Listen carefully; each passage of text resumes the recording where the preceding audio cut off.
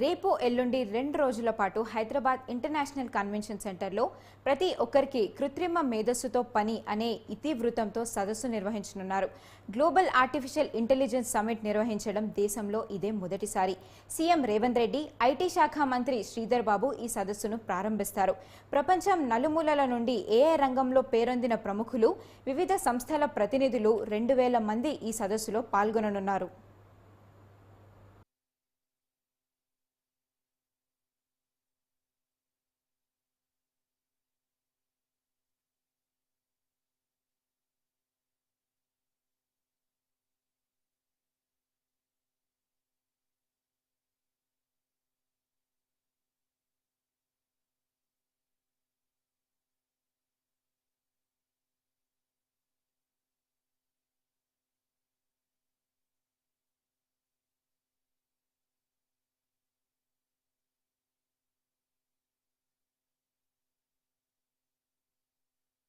రోజుల పాటు Hyderabad international convention సెంటర్లో ప్రతి ఒక్కరికి కృత్రిమ మేధస్సుతో పని అనే ఇతివృత్తంతో సదస్సు నిర్వహించనున్నారు.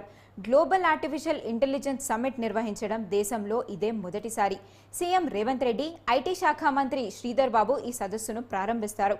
ప్రపంచం నలుమూలల నుండి ఏఐ రంగంలో పేరు పొందిన ప్రముఖులు, వివిధ సంస్థల ప్రతినిధులు 2000 మంది ఈ సదస్సులో పాల్గొననున్నారు.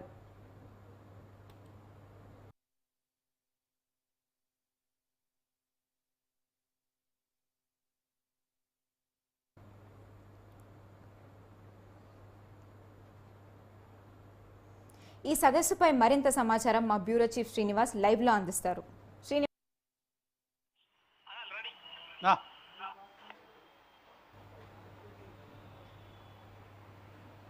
శ్రీనివాస్ చెప్పండి.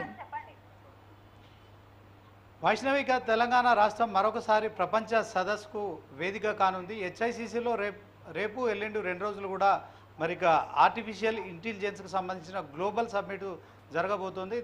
ఈ నేపథ్యంలో మరి ఇక మొన్న తెలంగాణ ప్రభుత్వం, కాంగ్రెస్ ప్రభుత్వం అధికారంలోకి వచ్చిన తర్వాత ఇప్పటికే 2 సార్లు కూడా మరి విదేశీ పర్యటనలు చేసిన సీఎం మంత్రుల బృందం అయితే మనకి హైదరాబాద్లో పరిశ్రమలు రావాలంటే ఖచ్చితంగా ఒక గ్లోబల్ సమ్మిట్ ఏర్పాటు చేయాలని చెప్పి కూడా భావించారు. ఈ నేపథ్యంలోనే ఇక రేపు ఎల్లుండి 2 రోజులకు మరి హెచ్ఐసిసిలో ఇక ఆర్టిఫిషియల్ ఇంటెలిజెన్స్కి సంబంధించిన గ్లోబల్ సమ్మిట్ అయితే జరగనుంది. ఈ నేపథ్యంలో ప్రపంచవ్యాప్తంగా మరి ప్రముఖ దిగ్గజ కంపెనీలు కూడా ఇందులో పాల్గొంటున్నాయి.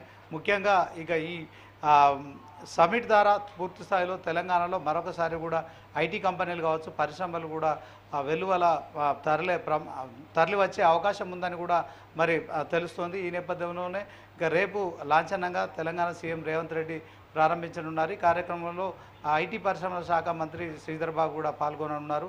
సో రేపు ఎల్లుండి జరిగే ఈ యొక్క ఆర్టిఫిషియల్ ఇంటెలిజెన్స్కి సంబంధించిన గ్లోబల్ సమ్మిట్పై తెలంగాణ ప్రభుత్వం అయితే మరి పూర్తి స్థాయిలో అన్ని ఏర్పాట్లు పూర్తి చేసింది. ఇక కొంత మరి భారీ ఆశలు అయితే పెట్టుకుందని చెప్పుకోవచ్చు. ఇక ఈ నేపథ్యంలోనే ఐటీ పరిశ్రమలు కూడా ఇప్పటికే తరలి వెళ్తున్నాయని మరి బీఆర్ఎస్ వర్కింగ్ ప్రెసిడెంట్, గతంలో ఐటీ పరిశ్రమల శాఖ మంత్రిగా పనిచేసిన కేటీఆర్ కూడా మరి కంపెనీలు తరలి వెళ్తున్నాయి, బాధగా ఉందని చేసిన ట్వీట్కి అయితే నిన్ననే మరి ఐటీ పరిశ్రమల శాఖ మంత్రి శ్రీధర్ బాబు కూడా మరి తన ట్వీట్ దగ్గర ఘాటుగానే బదులిచ్చారు. ఇక ప్రభుత్వంపై కూడా ఇట్లాంటి వ్యతిరేకమైన ప్రచారం చేస్తూ కంపెనీలు తరలిపోతున్నాయని ప్రచారాన్ని తిప్పికొడుతూ మరి ఏ కంపెనీ కూడా మరి కేటీఆర్ చెప్పినట్టుగా మరి ఏది కూడా వెళ్ళట్లేదు. సో ఇక్కడ ఏర్పాటు చేస్తామని హామీ ఇచ్చిన కంపెనీలకు సంబంధించిన ఇష్యూలో మరి దీంట్లో కొంత ఆ కంపెనీలు ఎక్కడికి తరలిపోవడం లేదని కూడా చెప్పడం కావచ్చు.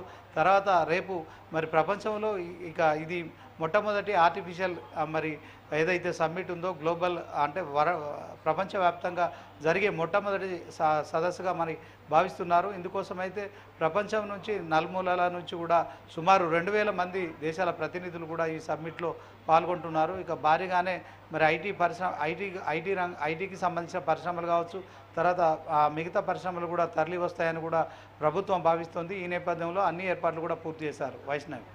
Right, thank you Srinivas.